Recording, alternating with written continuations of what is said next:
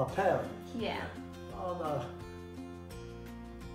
was born in Mitcham, which is a suburb of London, southwest London, and he grew up there as a boy.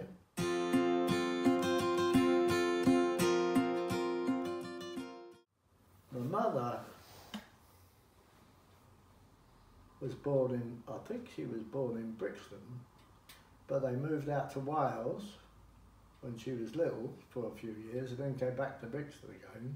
She left home and she worked for a fella, he was the head chef at the Strand Palace Hotel.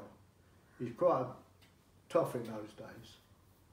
And she stayed with them for some years. And she was working with them when she got married with Dad.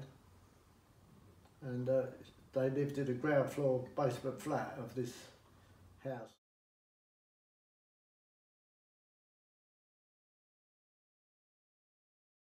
I never knew them row or anything like that. They were just, as far as I was concerned, a normal married couple. They brought us up well, you know. They weren't really strict, as long as you behaved yourself. I only ever got one good idea, and that's because I poked my tongue out at my mum. Is that all? Yeah, honestly.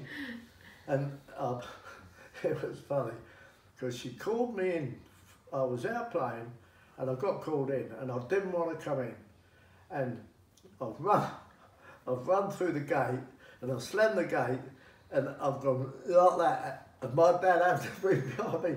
He's come from the kitchen, round the sideway, and he saw me poke my tongue out, and he knew what, and he thumped me like that. That's the only time. Yeah. Spent a lot of time in the Scouts. I was in the Scouts till I was about 16, 11 till I was 16. But I had a good time in the Scouts. Some nice camps and that we went to. See, that was a bit lucky because it was during the war. People didn't get holidays. I was when I first left school, I was a messenger, telegraph boy. How did you get that job? How? Yeah. Our next door neighbour was the head postman in the local sorting office. She worked on the post office. It was a full-time job, but they were short of messengers, and they wanted someone extra on a Saturday. And he happened to mention to my dad, and my dad says to me, you know, do you want to go work at the post office on a Saturday? You should get 4 and 3s, I used to get for that. And I worked that for about 6 months. And then when I come to leave school, the postmaster says to me, you know, you're leaving school, do you want to come on the post office full time? So I went on to it full time. Well, it wasn't going on the bloody post office to start with. I wanted to be an engineer. I wanted to be a toolmaker or an engineer.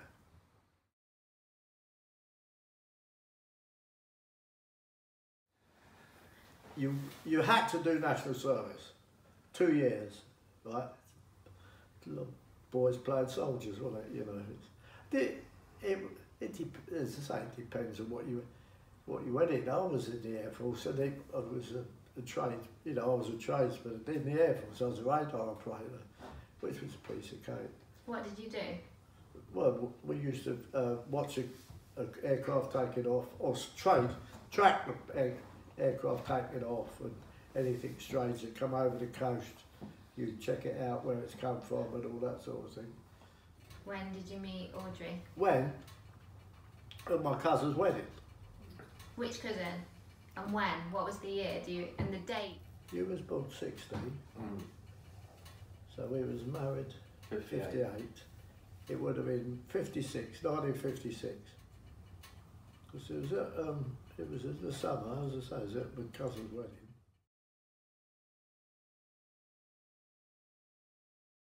Curly hair. Yeah. Strange, isn't it? For the first day, you don't know people's personality, do you? Did you just have a dance? Yeah, we had a cuddle. Oh, wow. Yeah, it's still upstairs. Do you remember the wedding day? Yeah.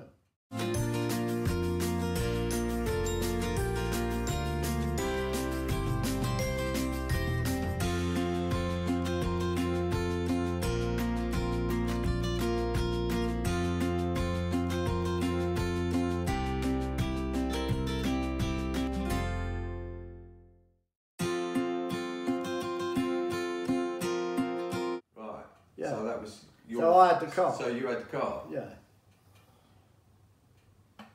And the... I went to Canby Island to one of these chalets that a friend of the family had. And they parked the car and had to walk across a couple of fields to get to the chalet. And he's come back to the car to get the luggage while Mum was waiting for him, and he didn't come back for ages. Hours. Was the hours? Well, that's the way she told the She story. said it, yeah. For hours. She's sitting there waiting for him to come back, all in her wedding get up. And when he did eventually come back, it just turned out that he'd been a local farmer, and he was chatting to the bloke at the end of the... He just bumped into somebody and started chatting. If one story describes Pete, That was it. Yeah, well, that was the story you know, anybody that knows him, I mean, it doesn't matter where you go, you find somebody to talk to. And he's always been the same. He goes shopping and, where's Dad? Oh, he's talking to somebody back there. He's bumped into somebody he knows. And, you know, or just a stranger. Or just a stranger. It didn't have to be somebody he knows, you know, he'll find just... But that was the story that I can remember Mum telling about their wedding night, was the fact that, you know, she's sitting there waiting for him and he's chatting to some farmer that he bumped into when he'd gone to get the case out of the car. what's his name? Russell. Russell. Hello. He was a child at one time. Still is. Now he's an old man like his dad. Still is. And when was he born? When? Yeah. 27th of May, I remembered. 62. 60. 60. He don't look 60, does he? No. Yeah. Do you remember Audrey being pregnant? Yes. What was she like? I think she enjoyed it. The thing is, we lived in a grotty place, and the girl upstairs, it was an old Victorian house in Shepherd's Bush, and it was 3 flats. We were lucky we had the ground floor, and then there was a couple above us and a couple above them. And Barbara and Clark in the middle, she was expecting at the same time as Audrey was expecting Russell. So it was, they had company, and they used to confide in one another, I would imagine. So we were lucky we had the ground floor. But it was sort of just after that, well, he was about 2 or 3 when we moved out of there and got on the housing ladder like.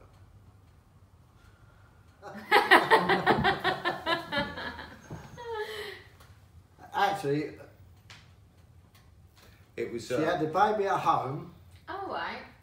I would imagine it was a bit like a scene from Call the Midwife. Yeah, that's right. Because the midwives were coming from the Queen Charlotte's Hospital, Queen Charlotte. which is the main baby hospital in London, really, isn't it? Where It wasn't very...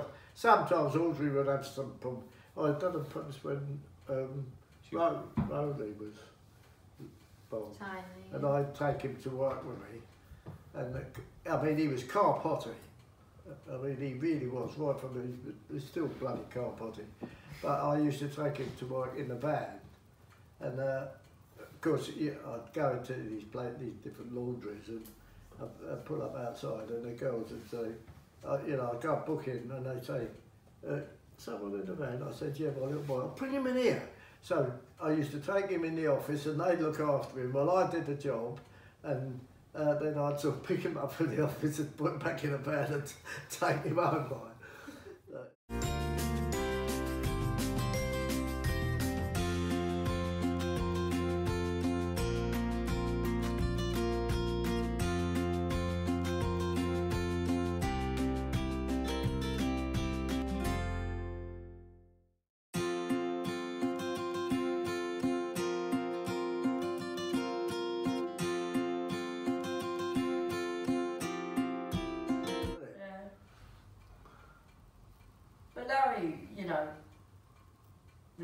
walked through your front door, you were part of the family.